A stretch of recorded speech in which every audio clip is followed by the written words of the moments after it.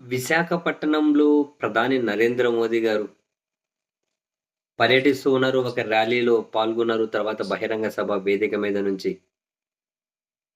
ఒక కార్యక్రమాన్ని అటెండ్ చేశారు. కొన్ని కార్యక్రమాలకు అక్కడి నుంచి వర్చువల్‌గా శంకుస్థాపనలు చేశారు. అయితే ఈ వేదిక మీద నుండి ప్రసంగించినటువంటి ముఖ్యమంత్రి చంద్రబాబు నాయుడు గారు ఆయన, డిప్యూటీ చీఫ్ మినిస్టర్ గారు ఆయన, మంత్రి నారా లోకేష్ గారు ఆయన, వాళ్ళ ప్రసంగాలలో మొత్తం అడుగడుగునా కనిపించింది ఏమైనా ఉందా అంటే నరేంద్ర మోదీ గారి భజన.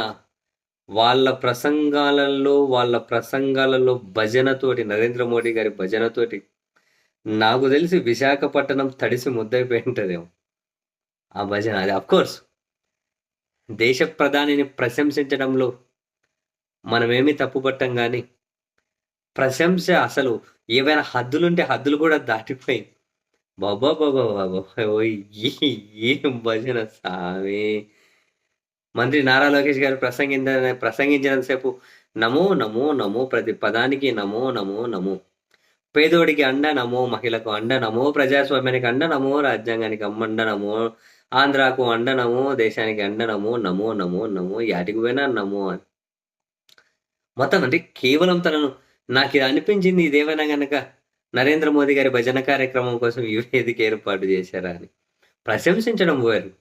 రాష్ట్రానికి వాళ్ళు సహకారం అందిస్తున్నారు అని, సహకారంతో ముందుకెళ్తామని ఇవన్నీ ఓకే. కానీ భజన ఈ స్థాయిలో. ఇంకా డిప్యూటీ చీఫ్ మినిస్టర్ గారి గురించి అయితే చెప్పక్కర్లే. బేసిక్‌గా ఆయన మాట్లాడే మాటలు అంత ఈజీగా అర్థం కావు. ఏందేందో మాట్లాడుతూ ఉంటారు. ఆఫ్‌కోర్స్ భజనకే అగ్రతాంబూలం. సరే ఇప్పుడు చంద్రబాబు నాయుడు గారు ముఖ్యమంత్రి గారు. సరే రాజకీయంగా సమకాలీకులే కావచ్చు ఇద్దరు. ఆయన ప్రధాని కాబట్టి తనను ప్రశంసించడంలో తప్పు లేకపోవచ్చు. కానీ చంద్రబాబు సార్ గూడా అసలు భజనలో మామూలు పోటీ పడడమా అది? 2047కి భారతదేశం ప్రపంచంలోనే నంబర్ 1గా ఉంటుంది. అలా ఉండాలి అంటే ఏ ఒక్కరి వల్ల సాధ్యం కాదు. కేవలం నరేంద్ర మోడీ గారు ప్రైమ్ మినిస్టర్‌గా ఉంటేనే. ఇది 2025. ఇంక 22 సంవత్సరాలు నరేంద్ర మోడీ గారు ప్రైమ్ మినిస్టర్‌గా ఉంటారు. ఆయన ఏజ్ ఎంత? అంటే ఎవరొచ్చినా ఇంకసలు పాసిబుల్ కాదా? అగ్రగామిగా నిలపడం కోసమే ఈయన బలమైన పునాదులేస్తూ ఉన్నారు అంటే ఓకే.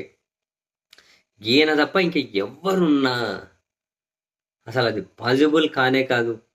ఈయన మాత్రమే ఉంచగలుగుతారు అన్న దగ్గర నుంచి మొదలై అసలింక ముఖ్యమంత్రి గారు కూడా మరెవరు కూడా భజనలో మనతో పోటీ పడకూడదు అన్నంతగా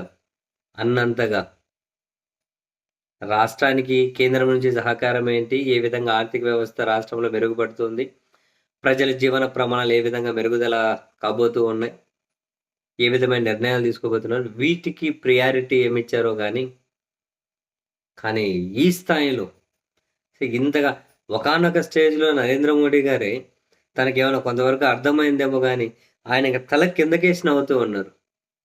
ఆయన ఒకానొక స్టేజ్‌లో తల కిందకేసి నవ్వుతూ ఉన్నారు. సరేలెండి. రాష్ట్రానికొచ్చిన అతిథిని, దేశ ప్రధానిని, అది భజన కాదు. ఆయనకు మనం ఇస్తున్నటువంటి ఆతిథ్యం, గౌరవం అని చెప్పి అనుకుంటే, సరే మంచిది. దీన్ని కావాలంటే ఈసారి ఇంకా డోసు పెంచండి. ఏం చేయగలిగేదుంది?